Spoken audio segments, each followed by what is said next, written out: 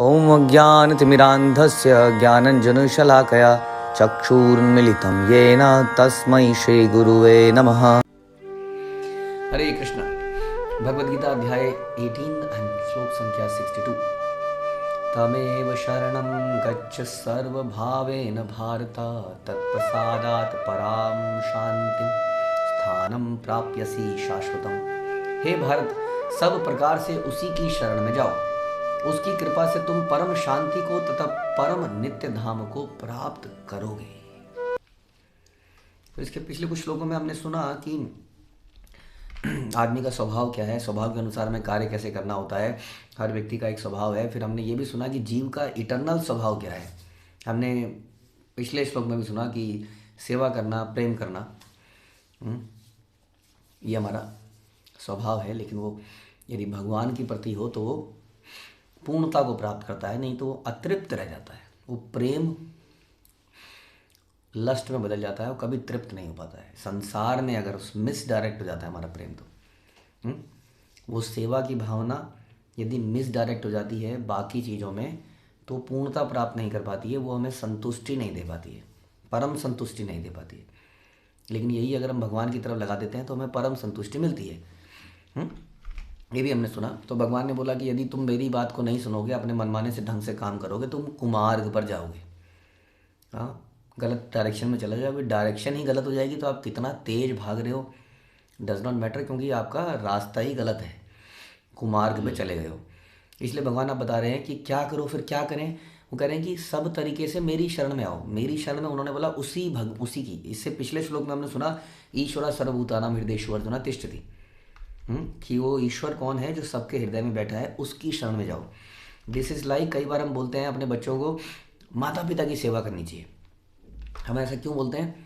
माना मैं पिता हूँ, हम बोले माता पिता की सेवा, आप ऐसा क्यों नहीं बोले मेरी सेवा करनी चाहिए? हम उसको याद दिला रहे हैं वो रिलेशनशिप की।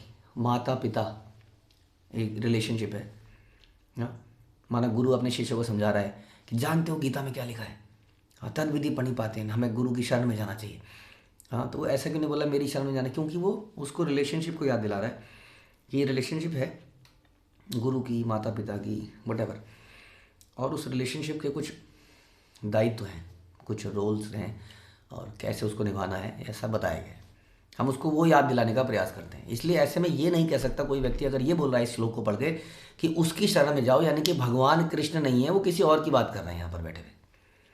क्योंकि इसके पहले प्रभुपाद भी कह रहे हैं 10वें अध्याय में भी, और न जाने कितनी जगह पर 10वें अध्याय में भी अर्जुन ने बोला परम ब्रह्म परम धाम, भगवान के लिए बोला।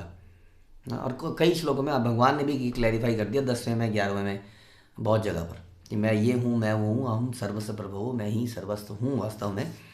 ऐसे बहुत सारे श्लोकों में।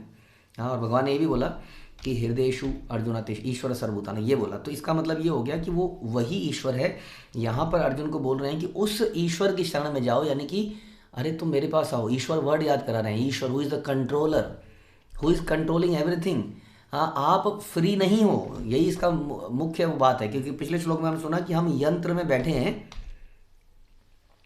इधर उधर घूम रहे हैं, लेकिन यंत्र मेरे कंट्रोल में नहीं है। The car is not being controlled by me. मैं इसको कंट्रोल नहीं कर रहा हूँ, ये कोई और इसको कंट्रोल कर रहा है। जैसे हमने बोला था रोलर कोस्टर, जिसमें टाइमर लगा दिया है, ये 5 मिनट के लिए आपको यूं यूं यूं यूं यूं घुमाता रहेगा। बस आप कुछ नहीं, आप चिल्ला सकते हो, बस ये चलता ही रहेगा। इस तरह से मेरे कंट्रोल में नहीं है, हाँ, हमारे कंट्रोल में नहीं है। इसका कंट्रोलर कौन है? वो है ईश्वर। ईश्वर मीन्स कंट्रोलर, इसलिए परमेश्वर मीन्स सुप्रीम कंट्रोलर। तो वो इसको कंट्रोल करता है, इसलिए सभी प्रकार से उसकी शरण में जाओ। Anyway he is the controller, it is better. क्योंकि हमारी जो क्षमता है बहुत लिमिटेड है। पहली चीज़, हम लड़ नहीं सकते हैं भगवान से। क्या लड़ेंगे हम भगवान से? हमारी कोई हैसियत नहीं है उनके सामने।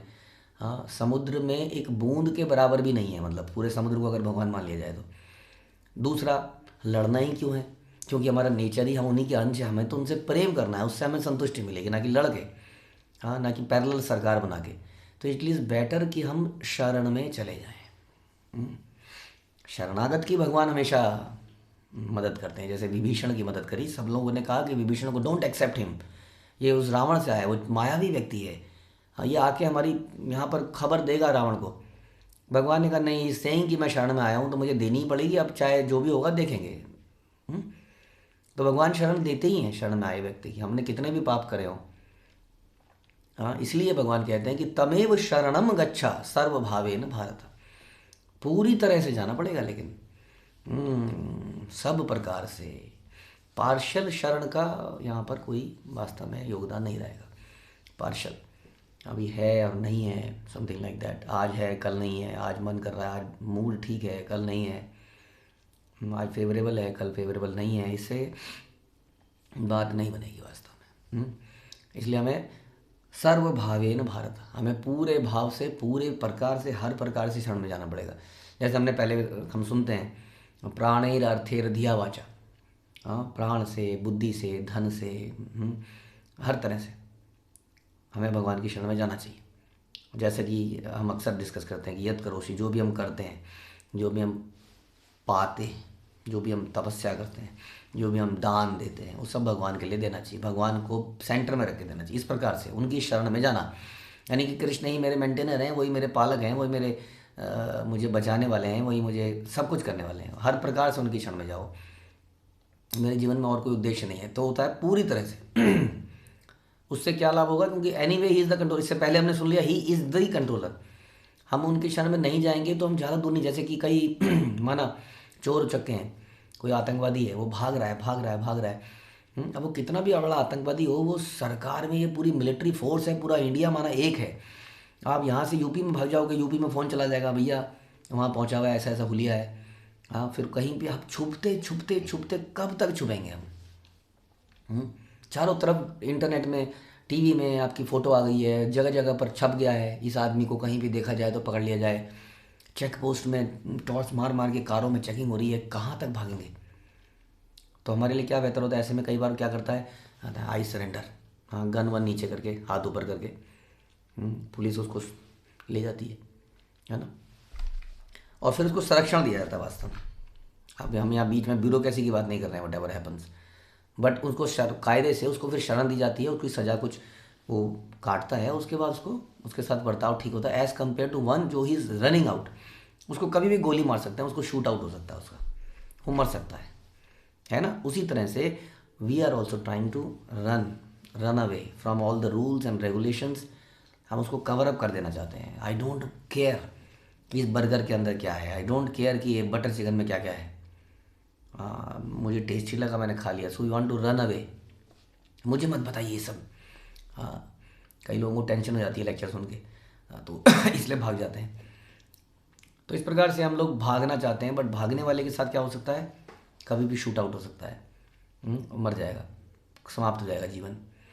इससे बेहतर है कि हम एक्सेप्ट करें हमारी गलती। हम सब ने ही करी है। वो एक कहते हैं, वो हमाम में सब नंगे हैं। I mean when you are taking bath you have to remove your clothes, everything is visible to God. हमारे उस भगवान से क्या छुपा है, हमारे बारे में सब जानता है। It is better to confess and surrender. इसलिए कहते हैं सब प्रकार से उसकी शरण में जाओ, उसकी कृपा से तुम परम शांति को प्राप्त करोगे। जिस शांति के लिए तो भाग रहे थे, उस आनंद के लिए तो भाग रहे थे, अब आप कह रहे हो यहाँ मिल जाएगा, तो इतना आसान था, तो फिर इतना झमेला करा ही क्यों हमने? यस इट वाज, ये इतना सिंपल था, लेकिन इसको कालांतर में, समय में कॉम्प्लिकेट कर दिया गया है। ऐसा लगने लगा कि शायद हैप्पीनेस गांव में नहीं मिलेगी, शायद शहर में मिलेगी।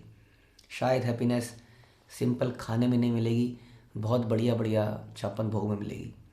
शायद हैप्पीनेस सिंपल कपड़ों में नहीं मिलेगी, सूट बूट में मिलेगी। हाँ, इस प्रकार से कई कई चीज़ें आप ऐड करते जाइए।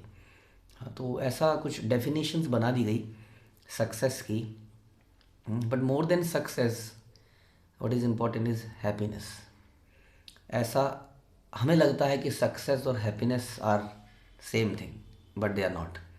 एक्चुअली में सक्सेस बड़ी ख़तरनाक चीज़ है, क्योंकि सक्सेस के बाद फेल्योर असहनीय हो जाता है। लेकिन प्रसन्नता एक अलग चीज़ है, जो कि सक्सेस में भी हो सकती है और फेलियर में भी हो सकती है।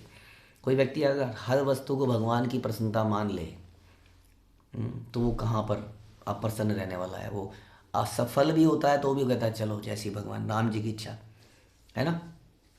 जैसे मैंने आपको एक बार एग्जाम्पल दिया था सॉक्रेट्स का, कि सॉक्रेट्स की पत्नी बहुत हल्ला मचा रही थी मेहमानों के बीच में। वो ही वॉज अ फिलोसोफर, विदेश में यूरोपियन आई थिंक फिलोसोफर, आत्मा के बारे में काफ़ी कुछ चर्चा करते थे। वो अपने कुछ मित्रों के साथ कर रहे थे, पत्नी अंदर से हल्ला मचा रही थी, काम नहीं करता है फॉर एग्जाम्पल, बैठा रहता है पूरे दिन गप मारता रहता है। उसने कहा कोई बात नहीं, बादल गरज रहे हैं, you carry on with your discussion.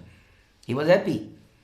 हाँ, जबकि पत्नी अगर ऐसे चिल्लाए और मेहमान सामने खड़ा हो, आदमी का हिम्मत कैसी है तुम्हारी से बोलने की। बट ही वॉज कूल, क्योंकि वो जानते थे, ज्ञानी थे।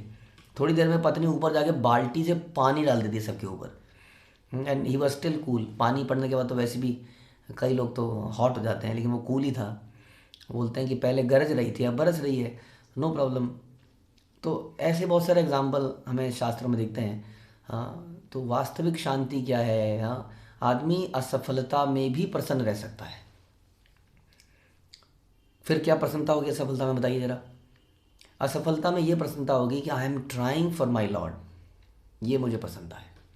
जैसे हम सुनते हैं ना कि गिलहरी राम सेतु में रेत डाल रही थी। अब गिलहरी अगर सोचने लग जाए कि इतने बड़े सेतु में मैंने कितनी मिट्टी डाली होगी, तो डिप्रेशन में मर जाएगी, मैंने करा ही क्या जीवन में राम जी के लिए। बट राम जी तभी तभी कन्फर्म करते हैं हनुमान जी को, कहते हैं कि जो तुमने हनुमान जी बड़े बड़े पत्थर डाले मेरे लिए, गिलहरी का मिट्टी और तुम्हारे पत्थर बराबर हैं। क्योंकि उसने अपनी कैपेसिटीज डाले, तुमने अपनी कैपेसिटीज डाले। So it is the effort. Spiritual जगत में हमारी एफर्ट इंपॉर्टेंट होते हैं, मटेरियल जगत में रिजल्ट इंपॉर्टेंट होता है। तुमने क्या किया at the end of the day, कितनी सेल लेके आए, कितना प्रॉफिट किया, कितना कमाया, मुझे क्या दिया, तुमने मुझे क्या दिया। तुम मेरे माता पिता हो, क्या दिया आपने मुझे। हाँ, उसके बाद देखो हर कोई यही पूछता है आपसे, मुझे क्या दिया, पूछता है कि नहीं। हर रिलेशनशिप में, ऑफिस में, घर के अंदर बाहर, पत्नी हो पति हो, हर कोई यही पूछता है मुझे क्या दिया। जबकि तो ये रिजल्ट ओरिएंटेड हो जाता है। तुमने कुछ भी किया हो, मुझे मिला क्या। तुम पूरे दिन घिसते रहते हो अपने आप को, मुझे खाने की रोटी नहीं है। लेकिन भगवान ऐसे नहीं देखते हैं। भगवान क्या देखते हैं, हमने क्या प्रयास किया। सफलता मिली, असफलता मिली है तो इम्पोर्टेंट, क्योंकि भगवान को चाहिए ही क्या, और भगवान कौन सा प्रोजेक्ट के लिए किसी के ऊपर डिपेंडेंट है। वो केवल हमारा प्रयास देखते हैं। इसलिए हमारे प्रयास जब हम भगवान के लिए करते हैं, उनकी शरण में जाके, हाँ, उनकी शरण में जाते हैं तो प्रयास करते हैं उनको प्रसन्न करने के लिए। यही तो मतलब हो शरण में जाने का, थोड़ी वहाँ पे लड्डू पेड़े खाने जाएंगे, सुख संपत्ति घर आवे, इसलिए थोड़ी जा रहे हैं हम भगवान की शरण में। उनको सर्व करने जब जाएंगे और उसमें प्रयास करेंगे तो हमें शांति प्राप्त होगी, हमें एक लाइफ का पर्पस मिलेगा, पर्पस प्राप्त होगा। Yes, I am doing something in my life which is not like animal, eating waiting sleeping depend. मैं कुछ कर रहा हूँ जीवन में। ये व्यक्ति, हर व्यक्ति को सोचना चाहिए कि मैं क्या कर क्या रहा हूँ। मैं क्या मैं वही कमा रहा हूँ जो सारी दुनिया कमाती है? क्या मैं वैसे ही रात को सो जाता हूँ अगले दिन की इंतज़ार करने के लिए? और क्या मैं वैसे ही सवेरे टूथपेस्ट करता हूँ, मल त्यागता हूँ, नहाता हूँ और फिर वहीं चल देता हूँ? तो what I am doing in my life, क्या मैं कुछ कर रहा हूँ, कंट्रीब्यूशन कुछ मैं कर रहा हूँ? तो तब आपको ये समझ में आएगा, तब हमें समझ आएगा। लेकिन जो व्यक्ति स्पिरिचुअलिस्ट हो जाता है, उसको जीवन का पर्पस समझ में आता है, उसे भगवान समझ में आ जाते हैं, उसको जीवन के मीनिंग समझ में आ जाते हैं, तो ऐसे करने पर उसको शांति प्राप्त होती है। और भगवान कह रहे हैं केवल शांति नहीं मिलेगी, डोंट वरी, स्थानम प्राप्यसी शाश्वतम, तुम्हें वो परम धाम, शाश्वत धाम मिलेगा, नित्य धाम। वो धाम कभी नष्ट नहीं होता है, वहाँ नहीं आती है बाढ़, सूखा नहीं पड़ता है वहाँ बिजली नहीं चली जाती है, वहाँ ऐसा कुछ नहीं होता है। वहाँ पे किसी का अटैक नहीं हो जाता, कोई बवंडर नहीं आ जाता है या वटेवर। वो नित्य धाम, वो शाश्वत धाम तुमको प्राप्त होगा। भगवान इसको कंफर्म कर रहे हैं। बट किसको? जो भगवान की शरण में जाएगा, केवल उसकी बात हो रही है यहाँ पर। हाँ, उसको ये धाम मिलेगा। इसलिए शरण में जाने के बारे में हमने काफ़ी कुछ चर्चा करी, जो कि आगे आने वाले श्लोकों में और हम जिस पर चर्चा करेंगे, क्योंकि भगवान इसके ऊपर थोड़े और श्लोक अभी बोलने वाले हैं। बट इम्पॉर्टेंट इज़ कि यदि हम अपने मनमाने ढंग से करेंगे तो कुमार्ग पर जाएंगे, जैसे पिछले श्लोक में आया। और यदि हम भगवान की शरण में जाएंगे, और यानी कि उनके अनुसार जीवन जिएंगे, तो हम उनका धाम प्राप्त करेंगे। हरे कृष्णा। श्रील प्रभुपाद की जय, भगवद गीता की जय।